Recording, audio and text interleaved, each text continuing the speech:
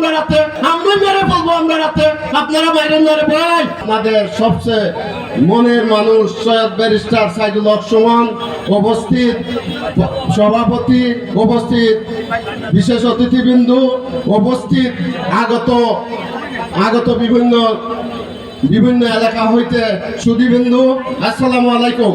আজকে আমরা এখানে বক্তৃতা শোনার জন্য আসছি, কারণ আজকে আপনাদের মধ্যে মূল্যবান বক্তব্য দিয়ে আজকে আপনাদের প্রধান অতিথি। বাজারে কি কি অভাব আছে, বাজারে কি কি সমস্যা আছে, ওইগুলা তুলে আপনারা ধরছেন, ওইগুলা ওনার মুক্তি শুনবেন।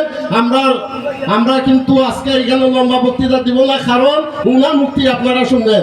আমি শুধু একটা কথা বলবো, এই বাজারে আমাদের একজন মুরব্বী, একজন অভিভাবক, আমাদের সবচেয়ে শ্রদ্ধা একজন লোক ছিল আমাদের চাচা মরহুম আখল মিয়া। উনাকে যেভাবে বাজারের মধ্যে হাতুড়ি দিয়ে উনার চাপার দাঁত ভেঙে মাথাকে হাতুড়ি দিয়ে বাইরে মারা হয়েছে, আজ পর্যন্ত উনার কোনো বিচার পাওয়া যায় নাই।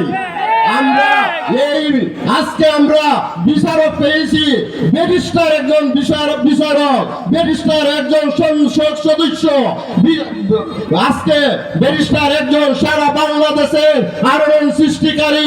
উনার মাধ্যমে আমরা একটি দাবি করব, আমাদের এখন চাচা বিচার দ্রুতগতিতে আমরা দেখতে চাই। আমরা দেখতে যেতে চাই আখল চাচাকে এইভাবে কেন হত্যা করা হইলো এবং কেন হত্যা করা হইলো, ওইটার বিচার আমরা আজকে ব্যারিস্টার সাইদুল হক সুমন এমপি মহোদয়ের কাছে আমরা জোর দাবি রইল। আর আমি আরেকটা কথা বলে আমি শেষ করে দিব। আপনারা জানেন, আমরা সবাইকে যদি মেরে ফেলে আমরা কোনো বিচার পাবো না। আপনারা জানেন, কিছুদিন আগে আমাদের ব্যারিস্টার সুমনকে হত্যা করার জন্য যে পরিকল্পনা করা হয়েছিল এবং করা হইতেছে, এখন পর্যন্ত আমরা কিন্তু সঠিক কোনো তথ্য পাই নাই। এটার জন্য আমরা সঠিক তথ্য পাওয়ার জন্য আমরা অপেক্ষায় রইলাম। আমরা কিন্তু রাজপথ ছাড়ি নাই, সুয়ারঘাটের পথ ছাড়ি নাই, আমরা কিন্তু আবারও নামবো যতক্ষণ পর্যন্ত আমাদের ব্যারিস্টার সুমনের মূল হত্যাকারীকে যদি না মিলে আমরা ছাড় দিব না। আপনারা মানুষ আখল চাচা কি করছিল, ওনাকে মানলেন আপনারা? ব্যারিস্টার সুমন আপনারা কি ক্ষতি করতেছে? আপনি ওনাকে মারার জন্য প্রস্তুত? আপনারা কেন মারতেন উনাকে? উনি আপনার আমাদের এখানে মঞ্চে আমরা বলেছিলাম, যদি সৈয়দ সাইদুল হক সুমনকে আপনারা ভোট দিয়ে জয়যুক্ত করেন, সোনারগাঁ মাধবপুর একটা উন্নয়নের জোর হইবে। আমরা এখানে প্রথম ইশতিয়ার ছিল মরা গাঙ্গে জিতা করবে, এই মরা গাঙ্গের উপরে আজকে বিস্ফোট চলে।